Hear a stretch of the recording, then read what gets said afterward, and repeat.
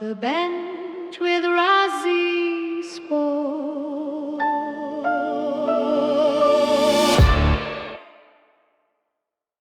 Hello, welcome to Off the Bench Podcast 23. I'm your host, Ronald Brown. Also here with my co-host, Coach Ron Brown, Keen, Coach T, and also tuning in, Coach Ramsey. How you guys doing today? Living the dream. Good. Have you guys. All right, and today we're here happy to have here with us Central Florida legend, all level of hoops, Coach Roland Rouse of Heart and Soul. How you doing today? All good. How about yourself, buddy? Oh, how you doing, Coach? That's right. I seen your eyes. You're a legend in eyes, brother. Shoot, I ain't no legend. No legend. We just living a dream. That's all. Hey, that's all right. A lot of us like to be where you're at sometimes. So you're doing something nice, brother. You're an inspiration. You're an inspiration for real. All right. I was going to start it off here. So, Coach Rouse, thank you for joining us on Off the Bench with RASI Sports. For those who may not know your story, who is Roland Rouse and beyond basketball? So, y'all know me. I'm from the DC area. Came down to Florida just on my own as I was a little kid. Said I'm going to start something and do something, get away from my family and grow up. But basketball has always been my passion. Went to the University of Maryland, played basketball there. Cut my wrist freshman year, and at that point, actually, was when I started getting into coaching. My coaching started back with my high school, great basketball school. We used to play schools like the DeMathas and the Dunbars up in the DC area. My coach made me a manager at one point when I was too small to play in the ninth grade because I wanted to play varsity. He made me imagine how to learn how to play and learn how to coach. So he's been like my mentor named Taff Hickman, and he did a good job. He's coached Monty Williams. I don't know if you guys know him from Phoenix, Detroit. He was one of his pride players that ended up being a coach. So he did a good job. But I came down here and loved it. Heart and Soul started as a basketball organization. We flipped it into some other things as well. But it started literally at a YMCA. When Heart and Soul came in at a YMCA, it was really made for kids there was like single moms. And the single moms needed father figures around there to bring their kids up. And it just bloomed like fireworks. Instead of just having 10 kids, we ended up having like 60 kids. And I had to make different age groups, different things. And it was good. It was going through the YMCA. YMCA is really stringent with their rules. So there was certain things that had to happen. So it wasn't really a play to win. But when you're dealing with parents and kids, everybody wants to win. They don't see that big picture, the development, getting your kids to another level for your kid. And then we turned that in. So we started doing things like YBOA and USSSA. So they wanted to be a little bit more competitive. Then it turned into AAU travel ball. And then it became getting a little bit more elite, trying to get kids in college. That's how Heart and Soul started with the youth. And, I stopped doing the youth probably about 4 or 5 years now. The youth are a little different than what we had when we started this program. I used to love having like let's say a timeout, and you're talking to your kids and everybody's looking in your eyes and waiting for that direction. Nowadays, the kids come to the huddle and they want to tell you what to do. And I was like, okay, I can't do this anymore. But that's how it started. And now I'm getting some of the kids that I've coached. Kids, they're pros now, either overseas. Most of them are overseas. Only NBA. I have 2 NBA guys that I've had. That's Mari Stoudemire and Marquise Daniels. That was a long time ago. Those are my only 2 NBAs. The rest of them are overseas playing. And I don't want to name a lot of them because I don't want to miss anybody's name and everybody get mad at me because all I'm here right now for the ace.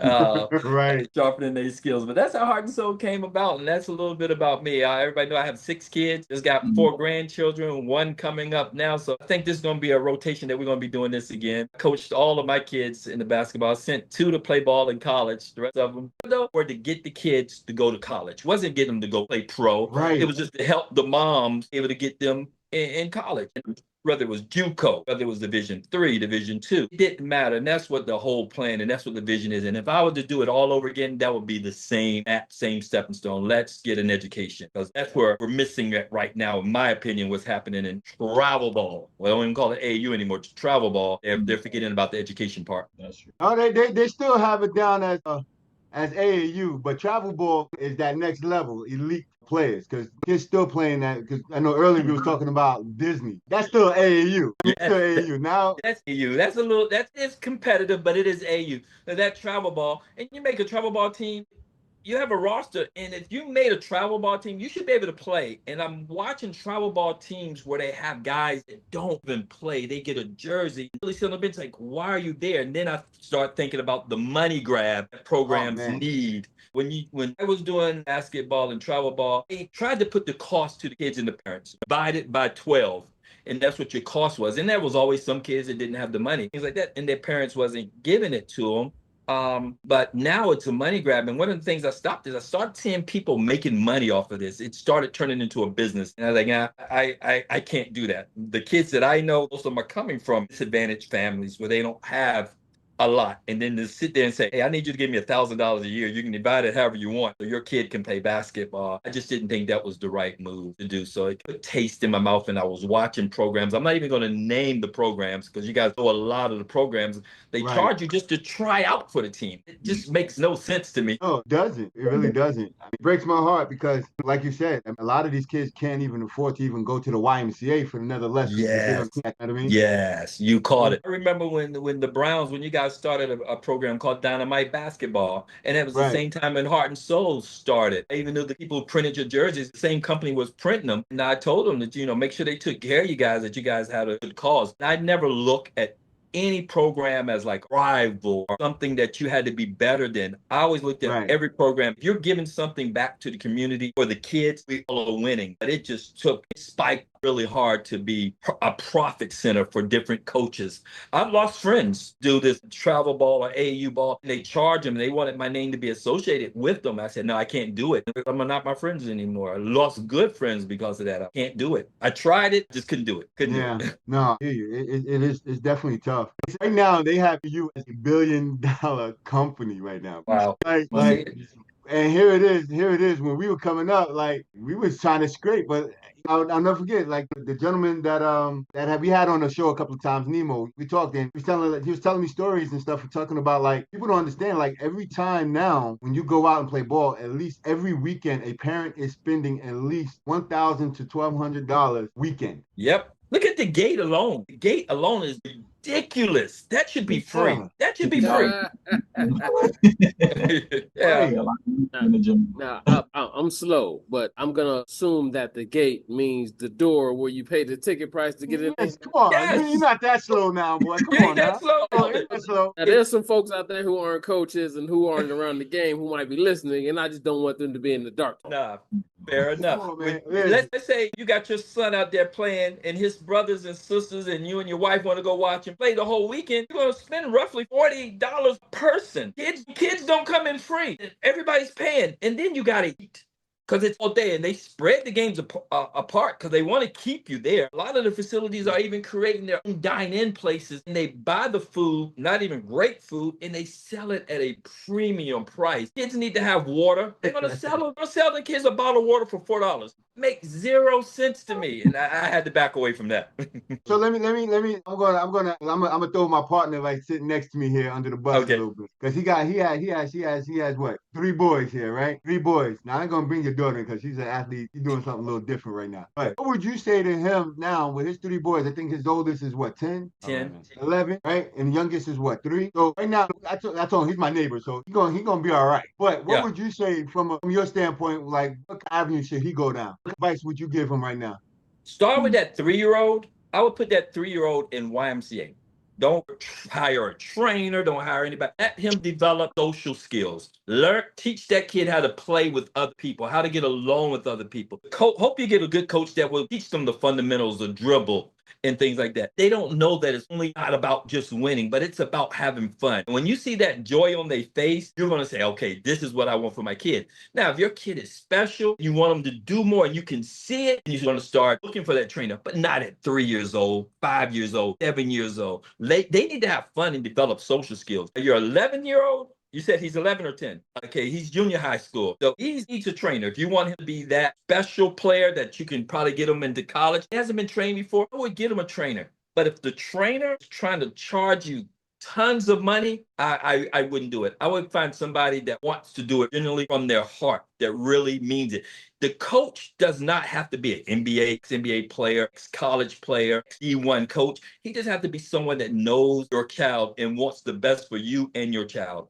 And when you start putting that together, man, the kids, if they don't have fun, they're not going to like it. They're going to want to play the piano. They're going to want to run the streets. They're going to want to have friends that have a different agenda, what they want to do. But if your kid is having fun, because I have 6. I played basketball. The 6th one, She just not an athlete, but she's a sweetheart. She's very smart. She did the stat. She's an artist. The other kids, they made most of their friends through the YMCA playing basketball, and it made it fun. I had a kid, my oldest son, his punishment over here at Osceola YMCA, his punishment, when he was like 7 years old, I made him play basketball, get away from the TV. He just took off, had a great time, made a lot of friends. It makes a difference. First foundation to me is their social skills. So I would make sure they get that social skills is that they know how to play with others, know how to talk to others, know how to read others. And that's the first building block I would say for your 3. How old is your middle-aged kid? 4 things, same scenario. If you want them to go to college, don't make division a priority.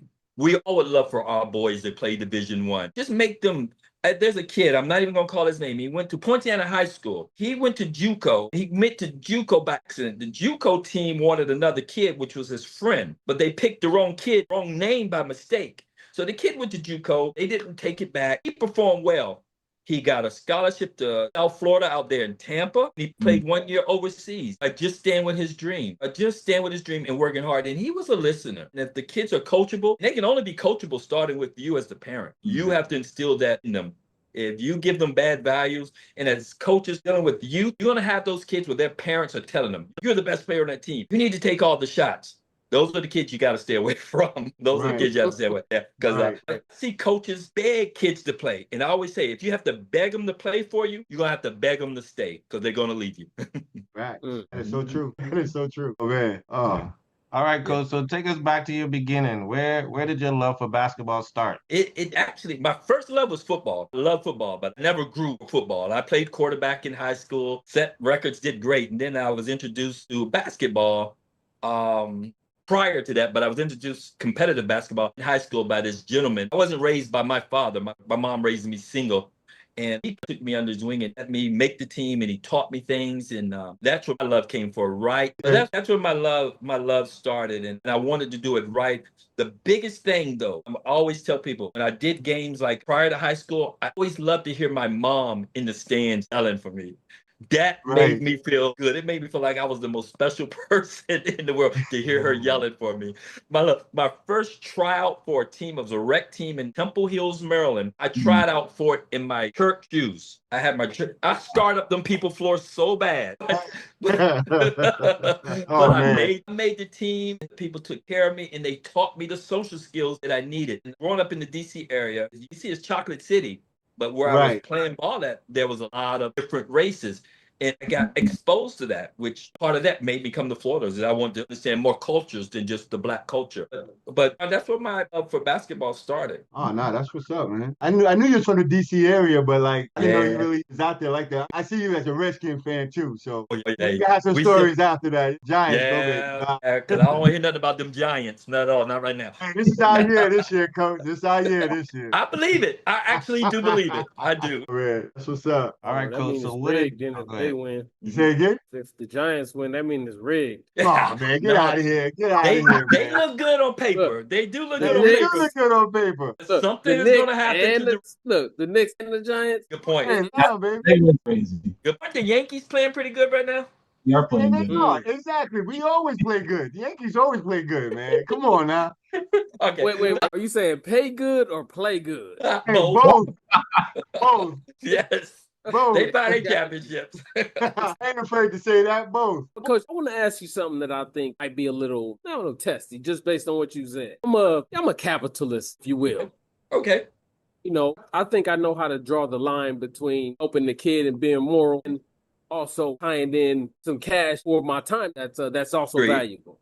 Agree. So in your mind, can you find, let's say, like a happy medium that would 100? Yes, sir. 100. I did things like scholarships in our own organization that we sponsored because we had kids, the parents knew they shouldn't be out there, but the parents wanted their kid to be exposed out there. So they would pay for certain things, and we would offer that to different coaches. I personally found it hard to take money from people, but those scholarships from the kids allowed the kids to play. It allowed my coaches would get their hotel or their travel. I tried to pay for everything on my own, but I do believe what you're saying is so true because it's very costly for the coaches to have their time. You have to rent a gym nowadays. When Ron and I was doing this, they would give us gyms. They would give us gym time. Now you got to buy gym, you got to get insurance, you got to pay a supervisor out there. Those things cost. So I do get it. But for me, if the numbers are legitimate. I'm an accountant by trade. That's my degree is in accounting, by the way. The numbers are good. It's fair. You have to run with it. But you can't do this saying you're doing it from your heart and you're trying to help kids, but you want 150% profit on your bottom line. It defeats what we're trying to do. And I do agree. Coaches should be compensated for their time. When you create that organization, and hopefully you could create it with the LLC, where it shows, if you create it as a nonprofit, a 503, those things help produce that to when you produce that to the parent and they understand that what's really happening, you're transparent, you will get what you deserve. But don't expect to become I don't think anybody should expect or want to become a millionaire off of doing this. Right. I agree with that. I agree with that. But let me ask you this, like, I know, like I said, you and I, we started, I think you started before me a little bit, but at times it was a little rough for me because I remember, because I have a beautiful wife. I'm gonna just say that I have a beautiful wife because she understood what I was trying to do. But it was times when we were going in our pocket, taking care of some of these young fellas and knowing that the parent was doing better than me. How did you cope with that? Yeah, that's one of the things, and I don't want to come out here and preach, but that's one of the things that you learn as a Christian, that your rewards are not here. Your rewards are someplace else. Right. I know your wife, and I know how my wife is very similar. She is not going to take a trip and see kids not eating because their parents didn't give them enough money. She's going to feed them, and you're going to come out your pocket. But that's coming by choosing to do this. By choosing to do this, some days it's going to be rewarded for you on earth. I've had players that want to send things back to me to say thank you. But the best reward that you're going to get is one of your ex-players that you have a kid. They're going to see all the things. They're going to remember what you did, and they're going to give you that phone call. And I've gotten about 4 or 5 of those phone calls. Coach, I know I was young back then, but I want to thank you for what you did for me. I want to thank you for putting your time, your effort. I didn't know it then, but I'm raising my family now, and I see it, and I want to say thank you. And that right there was enough reward for me. That's just me. I like that too. I feel that. And I think maybe a 50% profit, is that a good target, do you think? Well, if you're transparent, I think if you're transparent with your parents and your program, you have a good record keeping of how you want to do it, and you created yourself a treasury, and you say off rip, this is what I need, that is more than fair. 50%, I should say 50% agreed upon is fair, but I promise you're going to get that one parent that's going to say, no, I want you to make 25. We're not paying you to do this. You're not a professional coach. Your name is nothing more than me. I can give it to somebody else for cheaper. But for me, that transparency is very important. When you do a program and you want to make money for it, you lay it straight out front to the parents, because now you give them the opportunity to say, I want to do it, or no, I don't. Okay. Yeah, I like that. Nah, that's what's up. Yeah, I just don't want profit to be a dirty word, because time is valuable. And as much as I do love the rewards of seeing the kids grow, and agree with that, I love that. I love to see the growth, love to see, the progress. At the same time, the nights that I'm taking off, the nights my wife has to suffer when I'm not around, that stuff takes a tax. That's a tax too.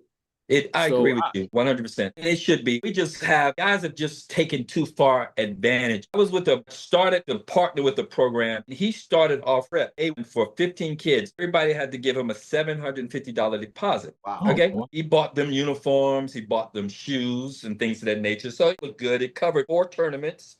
But then when transparency was laid out, I noticed that as an NBA player, Boogie Cousins, he donated the shoes. He made a donation to get the shoes, part of the uniforms. So that money did not go to the program. That money went to a pocket.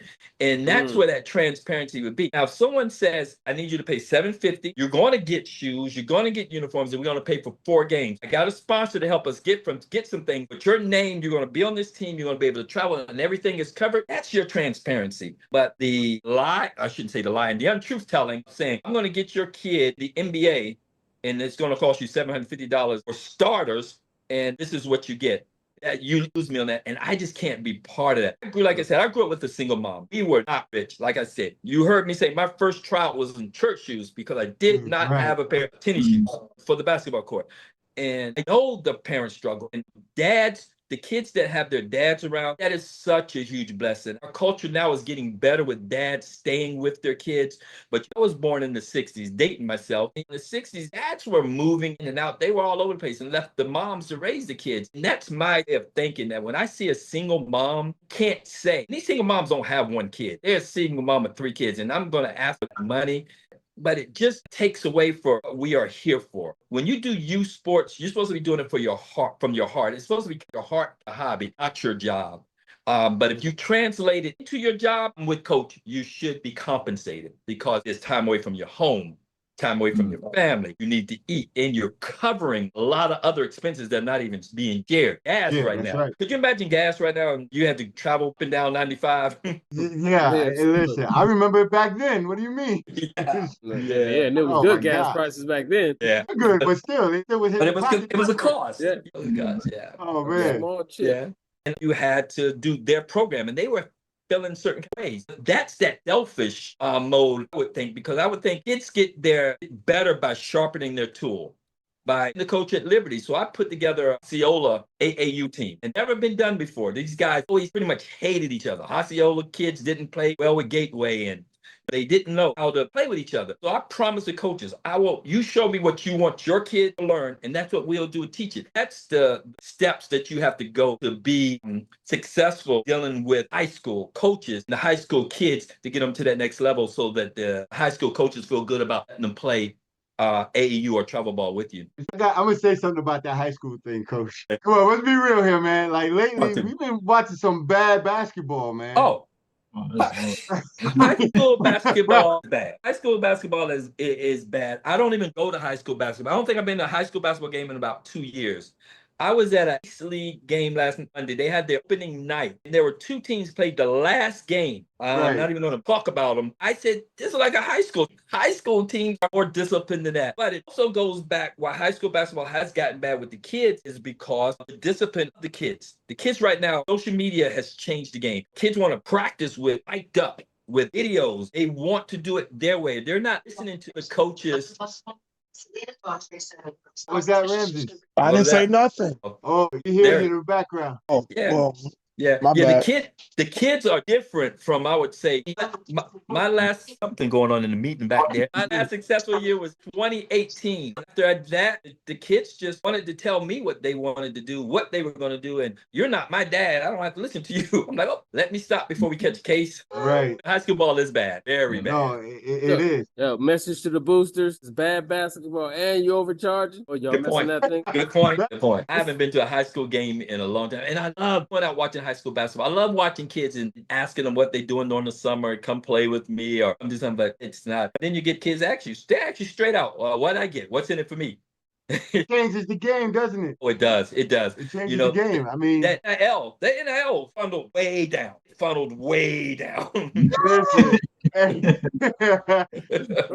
listen. Hey, yeah, but it's bad. I think one of the problems that we have in high school that you talk about the money factors that there's too many schools. So you take Color County, for example, since you coach those kids, Roland, there's probably like there's public schools. There's probably 3, 4 more high schools, like probably like 3. And now you take the fact that we have the money is being scattered from these charter schools, private schools, and it's the kids so the economics. Sad that the economics of sports is now filtered into the economics of education, and so many schools have opened up. It's incredible. Yeah, and now they just put that new rule in that Florida is going to have a super now. You see? Yeah, I did hear that.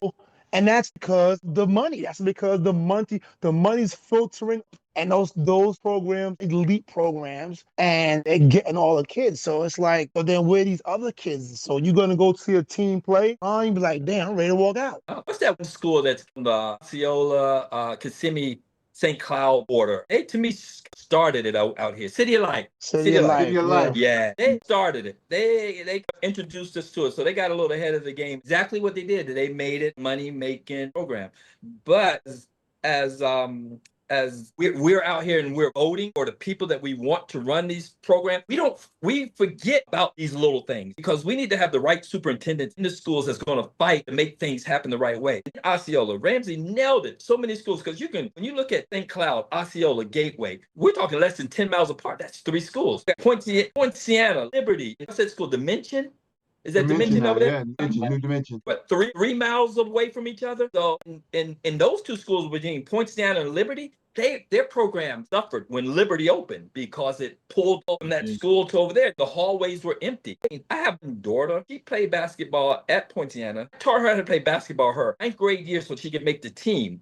Should she had made that team, I had most of those girls in there that went to Liberty, she probably wouldn't have made that team. So that's their suffering. I hear you. I'm speechless because I don't know. Well, you guys know I took my kids out of the public system, and they went to OCP. Well, I moved my kids for a certain reason. It wasn't basketball. It just so happened that I did choose a basketball school. That's what they're doing. That's what IMG is, isn't it? IMG, Mount Bird, Kill Academy. Yeah. I know a public school in Orlando that did it. That's doing it right now. I know we're talking about too. But the thing is, though, you bring in all these 4 or 5-star players to the one team. There's gonna be tons of schools coming out there, but there's only one ball. So how many of you guys really going out there really showing your talent? That's parents being snowed with the dream. You should go back to where you live at. That's where you go to school at, and you play. Now, if you want to go to a legitimate private school, go. And you got schools been out there. Mount Bird, we mentioned that. They've been out there. IMG, they've been out there. Oak Hill out there in Virginia. OCP been out there forever. Those are legitimate, but you get these schools open, and there's another school I didn't even mention that's over there in Poinciana area. I forgot the name of that school. It's racking up the money, though, to be honest with you. And that's all it is. And who's suffering? The kids are suffering, and we're not seeing good basketball. When you go up to Northland, you go to Detroit, even in New York City, and you see those schools play. That's basketball. The gyms are packed. The gyms are packed. We get gyms in here with about 20 parents in the gym watch a basketball game, and so their gate's not a lot. If I had 20 people showing up again, I would let everybody come in for free. 20 people coming, right? Yeah, I'd even drop in the bucket. Sports have changed a lot. It did. It definitely did. Definitely did. Coach, one thing people respect about you is that you're still playing at a high level. What keeps you motivated? You said a high level? Yes, sir. Yeah. Hey, man, we know you out there balling still, man. Come on. No, let me tell you, I don't even go to the basket. If it's not a jump shot, forget that. I ain't going down there because when you get hit now, those pains that used to last us for 30 minutes and then it would sugar off, it lasts you for 30 days now. So, so we don't do that. So, but when you go out there, I'll tell you now, I played in some leagues that are 18 and up, and I played in leagues that are 30 and up. Which ones are the most competitive ones? 30 and up. 30 and up. Because you got the older guys that are really smart and they know how to play and they're not really learning the game. But when I go out there and play with the 18 and over, a regular pickup MCA league or a rec league, that's fun. That's easy. They let you shoot. They leave you open. You ain't got to think. You throw a great pass, and to you it's basic. But I do stay in shape. I can leave the earth today, and everyone can say I've never smoked drugs. I never took any drugs. I just picked up cigars and whiskey 2 years ago for work. I was like, okay, this is a chill out moment. So I've always been taking care of my body. I've never been a big workout dude. Everybody know I'm not a big guy. But I always took care of myself. And as you say that, I remember playing a game out at Dr. Phillips High School, and I think I was about 50. I remember a kid coming up to me and said, "Damn, when I get 50 years old, I hope I'm still playing like you." I was like, wow, I appreciate that. But now it hurts. It hurts. I played with some guys here in Kissimmee, and they didn't pass the ball a lot. I was like, I ain't running up and down the court for no reason. I just started chilling. So I started coaching more of the adult games and then play. When the family comes out there, they want to see you play. So I have to go out there and do a couple minutes and then pretend like I pulled a hamstring, but don't tell them. Now, me and Ramsey we used to play together a lot. Come on. Hey, you remember I was out there with you guys now. BKY in the house, boy. Let's go. I remember BKY, Osceola. Ramsey and we started out there at Dr. Phillips, but BKY, they were a thorn in us, man. Y'all really made me angry. I figured a way to beat you guys. I didn't want you guarding me, Ron, because you were just too physical. Hey, man. Hey, listen, you was the only one I could keep up with, Coach. No, you were too physical. You would hit, and then if I had to guard you and you make the moves and them arms get to swing, oh, Lord have mercy. And I couldn't get mad at you because you're such a good dude. You were such a good dude. So I couldn't. But those were the those little days. And so I just finished the 30 and over league out at St. Cloud. That just ended about maybe a month and a half or so ago. So now I'm coaching, and then we'll be doing the 30 and over again during the summer. So I'm gonna be reaching out to you so you can come and play with me, okay? Oh, you're talking about Roland. You're talking about RBC, right? They're talking about you. I would love to come on out. I'll watch you play for sure. No, you're gonna play. You remember Nate that used to work at the Y? He's out there playing too. Oh, he's playing too? But my first sport was football. Where that physicality came from. That's all right. Kick you in your kneecaps next time we play. Oh, man. Yeah, because Russ, you were talking about new venture with Heart and Soul. You started our work playing with the Ace League. What makes that special and competitive? But the Ace League, when it was created, it was supposed to be pro-am for NBA players and overseas. But I don't know if you have pro-am work. Pro-am is normally sponsored by other people. You don't charge admission and things like that. And there's some sanctions and things that have to be done. Orlando is not, it's almost like we just talked about high school basketball. They are into more of the money. So they don't put their money where it should go to make programs work. So instead of we call it a pro-am, but it's not a legitimate pro-am because of the sanctions. It is really a competitive pro league. And what we do is try to make the league only for pros. If you're playing overseas or if you're playing in the NBA, we do let college players. I think your boy Walter from Florida played last season, I believe. I think he played last season out there. Yeah, he did. He played last season out there. He played really good. He played with a team called Top Shotters. He did really well out there. When I watched him play, I said, this dude can play. He's gonna be special. I didn't know he's gonna be that special. But that league does is sharpens the players. It lets them play the summer against players with their caliber or better, to let them know what they need to do to get to that next level over the summer. So it works the same as pro-am, because that's what pro-am is supposed to be about. It's entertaining the crowd, but it's really for the pros to sharpen their skills so that they don't have too much time off and forget how to play the game. Right. Okay. Mm-hmm. Hey, Coach, I have a question that just hit me in the head. What's that? I want to get your opinion on it. Let's say I'm starting a new team. And do you think it's more beneficial to get a new, experienced coach who doesn't have any baggage or who doesn't have any hiccups and things in the road or any past issues?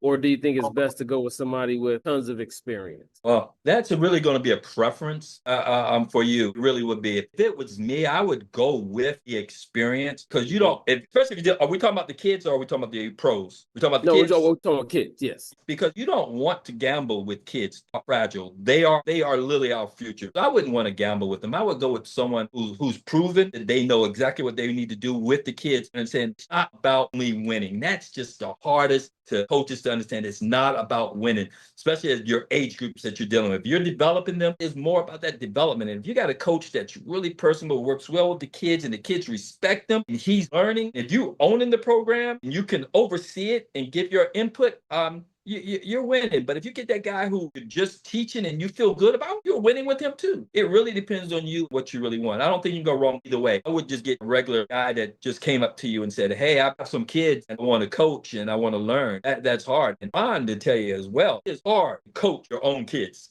It's super hard.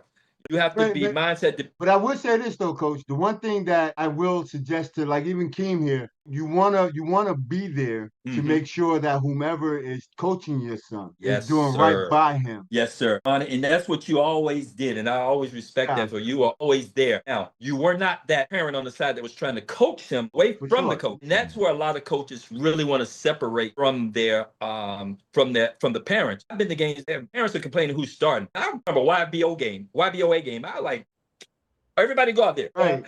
But to go back with your coaching, and you create your program, and you really want to be surrounded by images of you and what you want for your kids. When I started Heart and Soul, I had so many kids, but I coached every team by myself until I felt the right people. I got a guy, we called him Tennessee. He started helping me out, started teaching my kids how to coach, because I did not want to say, coach would come to me and say, I can coach, what do I get? How much money do I get? At the time, we weren't making money. We wanted to just do it for the kids. I wanted you to say, you want to do it from your heart. You know, I would help you any way I can. I'm not rich or anything like that, but I want everyone to be taken care of and everyone to be compensated. And if I have to do it out of my pocket, it's no problem. But first thing, when you're dealing with young kids, the kids have to be first, because they are very impressionable. Very impressionable. If it wasn't for so much with this social media, we didn't have a better hold on the kids right now. But kids right now, they want to do what everybody else do. I'm rewatching. I watched all the Power. I love Power. Ghost and Tommy, love it. So about a month ago, I said, I want to watch Power all over again. So I started from episode, and I watched Tariq, how he got screwed up, how his parents treated him, how they lied to him, how they manipulated him, how they did not treat him the way he needed to be treated. Now I'm seeing him as an adult. He's out there doing things that he shouldn't be doing. And that's that nurturing part that you want your coach to be an extension of that parent. 100. Exactly. No, I hope that exactly. answered it. No, it did. It did. All right, Coach. So, in your opinion, what is missing from the youth sports culture right now? It is discipline, 100% discipline. Kids right now are becoming uncoachable. First, they are watching the NBA. It is entertainment. It is nothing but entertainment. They're playing basketball. But I wish they would do certain things so that the kids can see how they really do. Kids shouldn't say, oh, Wemby can throw an elbow, and that's how you let everybody know that you're playing. The kids need to know that they need to respect the game. They need to respect their opponents. It's okay to shake their hand. It's okay to shake their hand. It's okay to help. Those things are missing. Right now, it's so cutthroat. It's only about winning. And the kids' culture is about them only. And when the parent is telling them, you're the best player on that team, you need to be the one doing it. That's what the kid is hearing. And if the kid's hearing it from their parents, nothing that coach is going to do that's going to change it. Nothing. Got you. No, facts. What advice would you give young athletes who want to make it to the next level? Man, is to really work on your craft, man. You got to work on your craft. That next level is attainable, but you do have to set your goals. If you set your goals as a youth, and you say your goal, you want to go to college. Your goals have to be measurable. They got to be time specific, and they have to be obtainable. And that attainable is a key part, because you shouldn't set your goals say, I want to go play for Kentucky. Your goal should say, I want to go to college. And then your next goal after you get there, where I want to go and things of that nature. But our kids right now, they set their goals so high, and when they miss that goal, guess what's next? It's the streets. I've seen so many kids, even came through the Heart and Soul program, where they wanted to go to college and they just weren't good enough, wasn't big enough, whatever the reason were. They forget about basketball and they run out into the streets. You hit it on the head, Coach. What you just said was basically my story with my kids. You said you had 6, so you understand. I had 4, and money wasn't just growing on trees outside. So I'm like, I'm gonna get these kids through college. So 2 things: education. They're gonna get good grades. They're gonna get a scholarship academically, right? But then when I realized, hey, wait a minute, they can play ball. Now we got 2 things working in our favor. I mean, we got 2 things now. So that was what drove my wife and I to do all the things that we had done. I mean, and if people understand that, like, if you have that goal, of course, every kid's gonna have a dream to get to the league. They want to be able to do this, but you want to keep it real with them. Like, son, there's only pretty much 0.1% that really makes it. You could be the best, but you still might not make it. So kept it real with my kids. And it so happened now they playing college ball and that, and have a good chance of making it. But the focus was just getting into college, man. Getting great education. That's the first goal. First goal out the gate. And coaches even forget that. How can you have a kid on your travel team? What sense does that make? What does that make? And even when we used to do practice, we practiced at Poinciana High School. We had the first 30 minutes was study time. And if more time, right. I remember that. Someone needed more time. If I had a math whiz, paired them up. You work with him on math. And remember, I had a girls program too. You work with her on math. So that education has to be first, and then that sports will come second. Because now the basketball is your backup plan. That's your backup plan. Because you make that your first plan, then when you turn 35 or so, unless you're LeBron, what you going to do at that point with no education? Right, with no education. So even now, like where your boys are in school now they need to set a new goal. What's their next goal? And then they work attaining that goal. I don't know what's in their mind. Their mind might not even be playing basketball. Maybe they want to be a doctor. Maybe they want to be a lawyer. That's their next goal. And if you have those kids with that purpose, as a coach, you're not just coaching basketball. You're coaching life. You're coaching life, and you can't forget about that. It's funny, Ronald. I'm gonna call you out, son, because you on the pod here with us. What happened to you when you came home with a C? Oh, yeah, I wasn't playing. It's the whole season. See, that's so good. RG3, RB3, calling you my quarterback. And that's important because the school will let you play with a C, won't they? Yeah. My house, I wanted it to be a 3.0, but I got shot down to a 2.5. If you didn't have a 2.5, you wasn't playing. I had a coach that picked up my daughter because she failed a test and they were playing a tournament at Phillips High School. It was a high school game. He came to my house when I wasn't here to pick up my daughter. Man, I could not have, that about the maddest I've been in a long time. I drove to Dr. Phillips High School, picked her up, brought her back, pulled the coach to the side, said, "You never pick any kid, not just my kid. It sure wasn't just about me. You don't pick up any kid until you talk to the parent and make sure it's okay." That's right. Yeah. That's right. I was so mad. She could say, "Well, but the coach said I can play. Your dad and your mom said you couldn't." And you can't. Right. Oh, man. I would have gave him his teeth back. I'm sorry, bro. These teeth, angry. I don't need these. And he needed her. He needed her to win. But again, life lesson, win. If you focus on the wins, you're gypping the kid. The kid is not going to learn. Now, the kid sit back and say, my God, we lost the game because you didn't play, because you didn't get your grades. They won't have that problem the next time. And you learn 2 lessons at the same time. Definitely learned my lesson. There was no more C's. Yeah, no more C's. I can't even see you getting a C. You're nothing but an A-B student. I don't know what you're doing getting a C. What happened? Exactly. That's what we said. What happened? Right now, but it's a while ago. I think that's when social media first started. That's when it first started. He was on that America Online. Black, right? Was it Black Planet? MSN Messenger. Instant Messenger, y'all know it. We dating ourselves for real. Oh man. As long as we didn't say MySpace, we said MySpace, we have to get off the computer because we should know what we're doing. Oh man. Guilty as charged. Hey, Ron. Good luck, gentlemen. Oh, did we lose him? You gonna say something? Go ahead, do what you're saying. Did we lose him? Hey, you there, son? Huh? Oh, there you go. All right. Okay, here we go. Here we go. Huh? What happened? We thought we lost you. Oh, you lost me? Yeah, we're on you, come on. I thought Coach T was talking. Oh man. All right. So I'm gonna get here to the definitely have you here. So get to the closing segment. So what's next for Heart and Soul Inc? What do you in the Ace League? Anything else? Or Yes, Lord. Heart and Soul, I've already incorporated a Heart and Soul Entertainment Company, is what we're doing. But we want to get into sports management. I've actually got a whole entertainment venue for music production. That's one of my loves is music. So I like to produce music, DJ parties, and have a great time. That's all under Heart and Soul Entertainment. I have a boxer. You guys probably know he's from Kissimmee. You're going to probably see Heart and Soul back out there with the kids because I'm getting too many requests from people asking, hey, when are we going to do some more thing with the kids? And the kids is what actually gave us the face. So we want to do that. I want to start back with the YMCA, get in some things and see if we can offer some camps and then pick certain players out and see if we can build something from there. okay. Go back to that well, huh? The days were so fun, man. I'm not having a voice on Monday and Tuesday, and you sucking on cough lozenges. You have a headache. You're taking the long naps. You take that for granted, but it's fun. And then you watch guys who get paid to do it in the NBA. They go through the same thing that you're doing. So like you're doing something on the right path. And if you're out there investing everything that you have to the kids, my kids, man, I'm fighting for them. I'm fighting for them. I can give you so many stories. I remember we're playing against, I guess I call his name Shane Larkins. Everybody know Barry Larkins' son. Shane, we're playing in a showcase in Miami. I don't want to say the name of his AU program, but me saying his name, you probably know his program. But we're playing him. They have a lady coach, and we're playing them close. And we heard her say, why are you letting that team stay with us? They're beneath us. We're better than them. I'm like, whoa.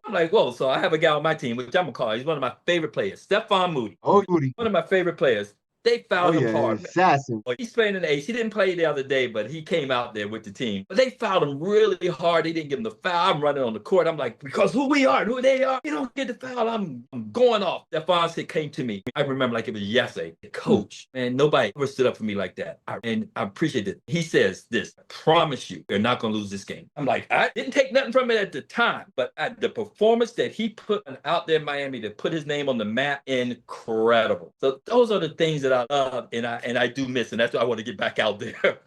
I gotta say this because I know who he is. I mean, if you guys don't know who Stephon Moody is, bro, you need to know. Kid, what was he, coach? He was like 5'5". When we got him, he's like 5'8". Now he's 5'10". But he plays like he's 7. Plays like he's 7 foot. Someone posted something from Home Team Hoops on Facebook.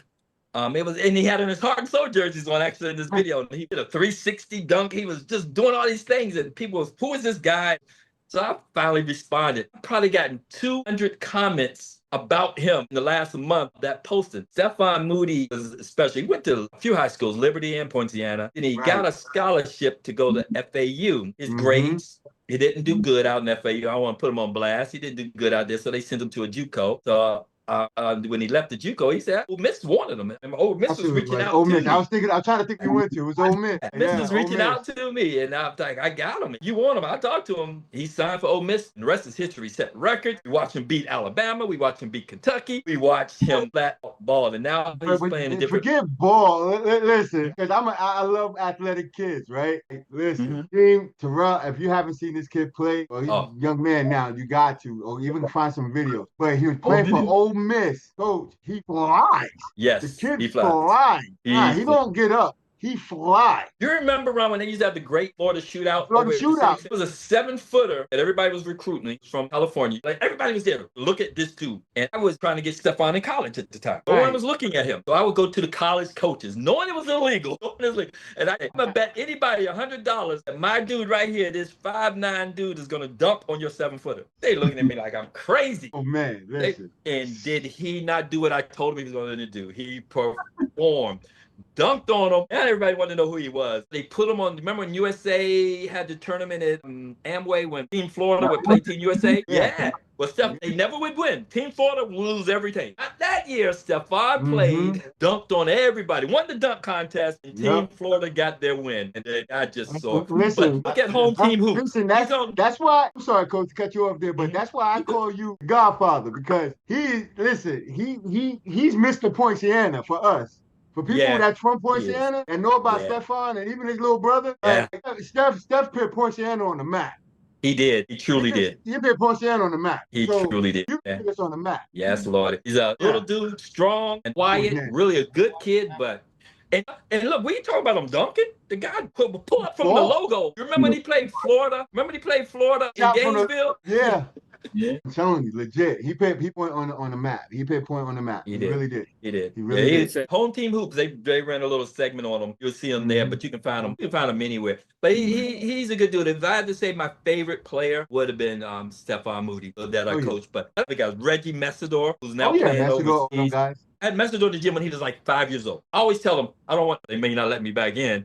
That's what's up. Right. So where can people support or connect with Heart and Soul Inc.? Well, you know, we did a lot of talking, and as you completely heard me say, I don't take anything from anybody who wants to reach Heart and Soul. We had a Facebook page and we stopped doing it. Right now, people just reach to me through social media. Everybody knows my number. They'll text me. I respond to everybody text. Next year, you're going to see it a little different.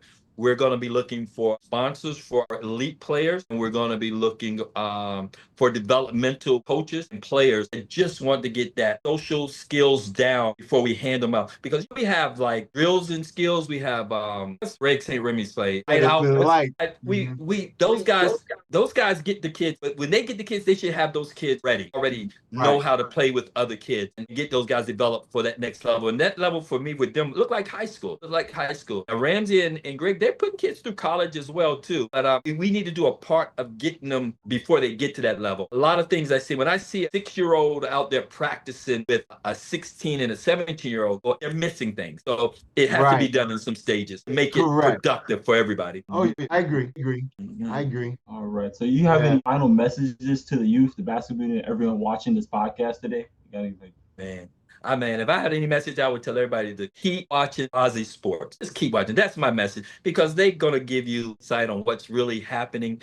And through them, you will find out different avenues of where you want to go. You're talking to some guys. You're talking to the third here who played, who've been through it. You're talking to their dad who put kids well through it and is still doing it. So they're going to point you down the avenue. There's not much I could tell anyone than just stay humble, work on your craft, set your goals, find out what you want to do. If basketball is not for you and you're doing it for someone else, tell them. Make them say, I want to play the piano. I want to play the bass guitar. You know, set your goals and be who you want to be. Let basketball be an avenue to teach you how to work with other people, and then set your goals from there. Coach, I want to say this. I appreciate you. It's been a blessing. It's been a long time since we actually chopped it up. So it was great to have the show. Yeah. Let's do this again. Yeah, not only that, we're gonna definitely talk after this as well, because it's about our community and the kids. So absolutely, maybe we can do something together. The Rouse Sports Academy. Hey, you never know. Double R. You never know. Because we surely did things right about the same time. I did Heart and Soul, and a year or so later came Dynamite. And I love what you did it. You did it through the YMCA, and you did it through kids that were not superstars that had to be playing under the lights. We did it because we wanted the kids to feel good about themselves. That's the only reason we did it. That is it. Let's give a shout out to Roxanne. You remember Miss Roxanne? Oh, shout out to her. Roxanne. Oh man, yes. Give a shout out, Miss Roxanne. Yes, sir. Yes, sir. Many blessings to her, man. Many blessings. 100. That's all I have for you, man. But it's definitely been a pleasure talking to you guys. I can sit here and talk basketball with y'all all night long. We can go and we can talk about the NBA. We can talk then football season. We can talk about some NFL. You can do that later. Hey, go Giants. No, you can't do it that way though. No, we got limits.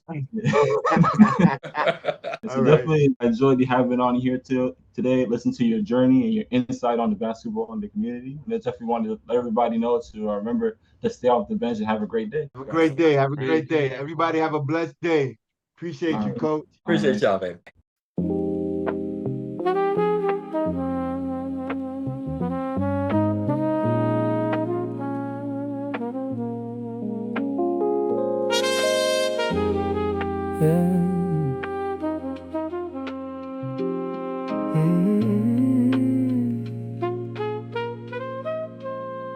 I was grinding notifications at 3 a.m. Blue light baptizing my tired face. Chasing clout like it could save me. Turning likes into a hiding place. Everybody crowning their own name. Building thrones out of stories and flex. I climbed 2 lungs burning for air till the ladder snapped at the top step. Then I heard his softest breath in the chaos. A king who rules by laying his sword down. Not with noise, not with violence, but with scars that still bleed love somehow. He doesn't trend, he doesn't posture, doesn't need the algorithm to bow. Yet every kingdom that raised its fist eventually kneels when it figures it out. I saw the parable in the feet one night. A billionaire crying in a private jet. Go see empty eyes, Wi-Fi strong, still texting, are you there? To nobody yet. Meanwhile, in a hospital room off the grid, a grandma whispers thanks for chemo and pain. No followers, no spotlight, no merch, just a heart that learned how to lose and still gain. There's a quiet king on an unseen throne, winning wars nobody posts about. He conquers by surrender, rules by letting go, and the loudest souls burn quietly out.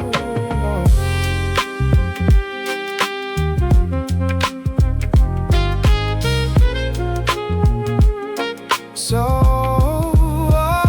I log off, palms open, pockets light. Trade the crown I forged for the one he wore. Thorns fit better than filters ever did. Grace looks good on the ones who stop keeping score. Yeah, the world keeps shouting, take the wheel, but the secret is learning how to be still. The highest place isn't at the top of the chart, it's face down where only the broken get filled. Last verse spoken soft over fading beat. If you're tired of being your own God today, there's a king who's been waiting, not to crush you, just to carry what you were never meant to weigh. He's not loud, but he's never lost a fight. He refused to swing in. That's the parable, that's the gospel, that's the peace the world keeps trying to spin. So let the timelines rage, let the empires flex and fall. I've seen the end from the loser's side, and the quiet king, he's got it all.